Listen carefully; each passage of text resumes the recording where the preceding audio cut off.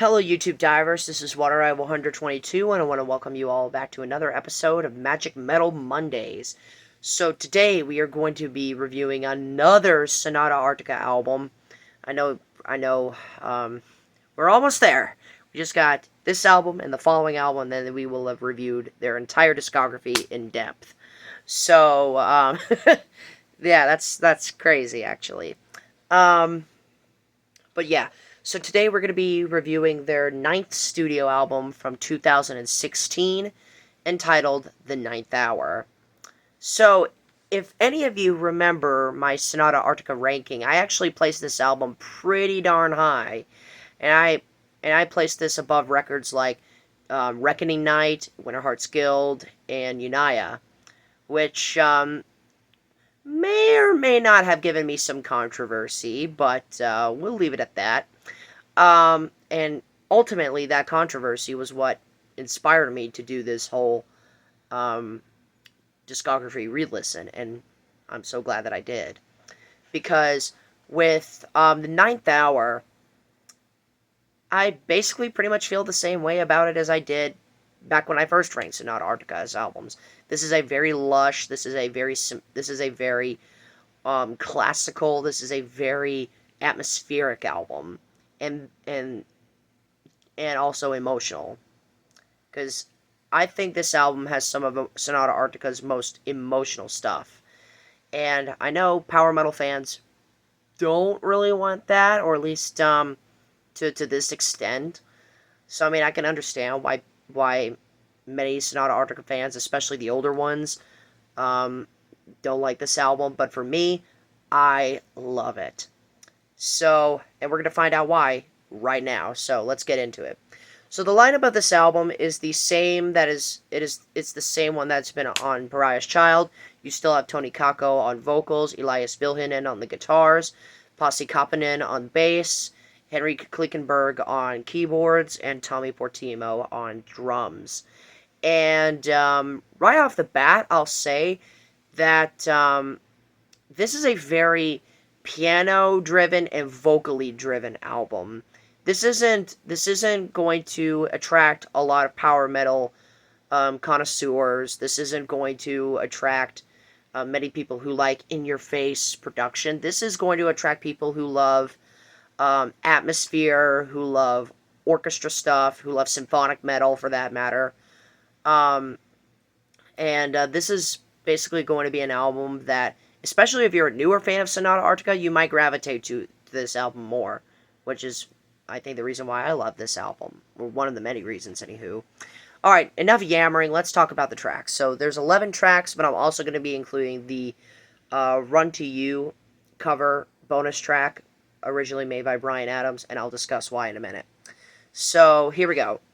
The opening track is Closer to an Animal. This is one of 3 singles that was released for the Ninth Hour, and in my opinion, this is one of the best tracks on the album. It kind of reminds me of how Pariah's Child started with The Wolves Die Young. Both of these songs are very atmospheric and very power metal driven, and they both do a lot of cool key changes and modulations throughout the songs. And Toni Kakko delivers an amazing vocal performance on here. I love his performance here. Same can be said with the following track, Life, which is very much in the vein of what you would get with a symphonic metal track from like Nightwish or something. This is a very Nightwish-esque song. Specifically, when you think of records like Imaginarium or Endless Forms Most Beautiful, and especially Human to Nature. I get a lot of those albums' vibes when I listen to Life. And that chorus, especially the chorus, is wonderfully written. Love this. Definitely another one of my favorite tracks from the record. Then we move on to Fairy Tale, which is just an amazing power metal song. Well, power metal, heavy metal, whatever you want to call it. I really love that chorus where you have all of these vocal layerings, all these voices coming in all at once. But the thing that I can admire about this song and and really this whole album in general, because if you've watched any of my other Sonata Arctica album reviews, you've seen me complain about vocal layerings and voice layerings and how it all sounds like there's too many things going on at the same time. But here on the Ninth Hour, I can definitely see that there is a clear effort to make the mix sound more balanced, and as a result, it gives off a more pleasant, a more um, and a more cohesive listening experience, if you ask me. But yeah, Fairy Tale is just a wonderful song, and the chorus is absolutely brilliant. I love the chorus to this song. Definitely another one of the strongest tracks on the record, if you ask me. Then we have the next song on this album, which is one of a couple of ballad-esque songs on here. We Are What We Are. This is the third and final single released for this album, and this is a very gorgeous and atmospheric song. Love this song. We Are What We Are. Man, this is just one of the best songs from this era of Sonata Arctica, if you ask me. I love this track. So yeah, We Are What We Are. Love it. Now we get Till Death's Done Us Part. This is the Ninth Hour representative of Sonata Arctica's multi-album Caleb arc. And if you've seen some of my other Sonata Arctica album reviews, I've talked about this saga in several episodes.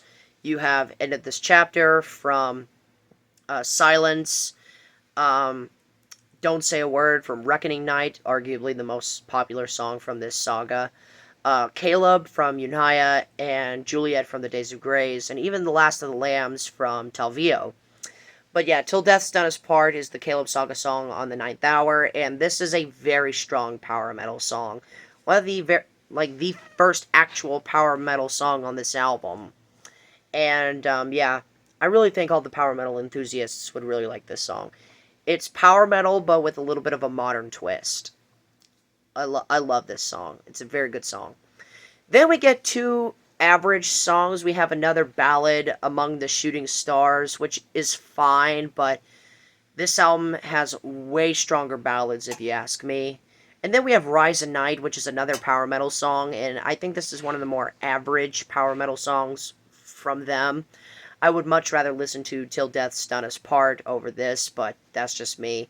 I will say, though, the key changes and modulations in Rise and Night are pretty darn cool, if you ask me. And then, thankfully, the album picks right back up with Fly, Navigate, Communicate, which is a very, very good heavy metal track.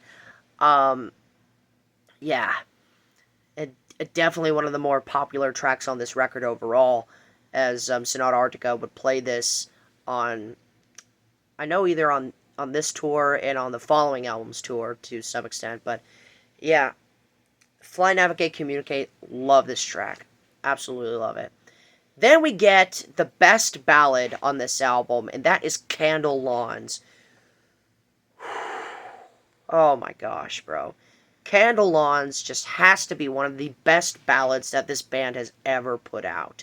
Not just in this modern era, but I would argue in their entire discography. I really think this is another one of those Sonata Arctica tracks that can make you cry at any given day. This is a very somber, elegant, lush, and emotional ballad. And Tony Calco's performance, coupled with Henry Klickenberg's piano work, and then the icing on the cake, the wonderful orchestral arrangements. Oh boy. What an amazing song this is. Candle Lawns, one of the best songs they've ever made. But it's not my favorite song on the record. If y'all have been following me since the very beginning of the Sonata Arctica saga, then you know what my favorite song is from this album. White Pearl, Black Oceans, Part 2, By the Grace of the Ocean. This is the sequel song to White Pearl, Black Oceans from Reckoning Night, one of their best songs, simply a masterpiece. And they and they came back, wrote this song, and made arguably an even bigger masterpiece. To this day, I'm still fighting on which one of these two songs I like the best, but at the end of the day, it really doesn't matter. White Pearl, Black Oceans, regardless of the song, is the best story that Tony Kakko has ever written for this band. It is dark, it's adventurous, it's emotional, it's everything you could ever want within a Sonata Arctica track. Seriously. White Pearl, Black Ocean, but White Pearl, Black Ocean's Part 2 is more elegant, it's more atmospheric, it's more classical in ways. I love the piano work on here. I love Tony Kakko's immaculate vocal performance, and I especially love those orchestral strings throughout this song. Man, I absolutely love By the Grace of the Ocean. Simply one of the best songs they have ever made. Like, it's in my top 10. I absolutely love this song. And it's a 10-minute track as well. Make that another plus. I love long songs. And this one... Oh, man. This one will take you on a ride. I will just say that. And then we get the closing track on here, which is On the Fault Line, Closure to an Animal.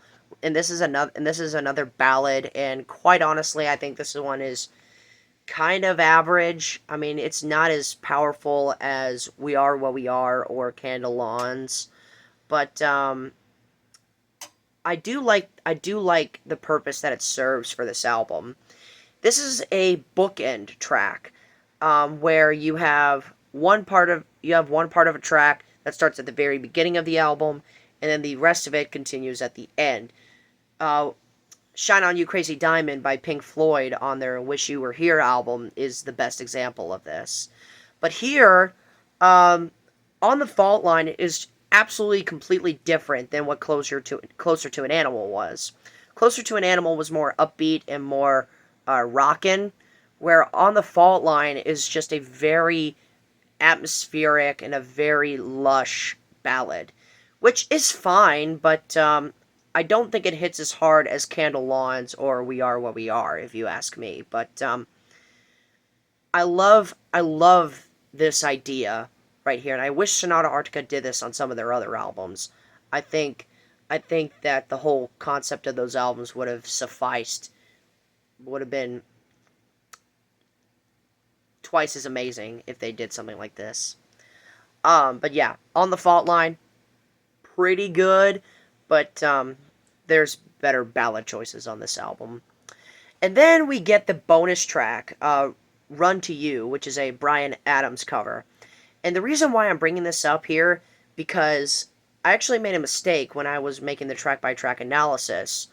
I thought there were 12 songs on the album, and I thought Run to You was an actual song, but no, it's a bonus track. And I typically don't review bonus tracks when I make album reviews, but this is a very good cover, and I'm glad they put it as a bonus track, because if this was on the album, it would have been very jarring. I'll just put it to you that way. A very fun, upbeat rock song on an album that is very emotional, very atmospheric, and very elegant. Not really the best combination, and so it's for that reason that I respect Sonata Arctica's decision to leave this song as a bonus track. So overall, The Ninth Hour was a very, very pleasant listen, and I'm so happy that I came back to this album. This is definitely one of their best modern albums, for sure, and I think it's a very underrated album. At the very least, just go and listen to White Pearl, Black Oceans Part 2. It is that amazing of a song. I love that song. But overall, I give this album an 8.5 out of 10. I think this is slightly better than Pariah's Child, and it's definitely better than Stones Grow Her Name and Unaya. But as far as but I don't think it's as good as Reckoning Night or Winterheart's Guild to some extent. Maybe it is a little bit better than Winterheart's Guild in terms of production, but we'll discuss that when we actually get into the re-ranking. But overall, 8.5 out of 10. Very good album, very underrated album. Go listen to it. So with that said, that concludes this edition of Magic Metal Mondays. Thank you so much for watching, my fellow YouTube divers. This is WaterDive122 signing out, ready to dive into more fun on YouTube. Thanks for watching.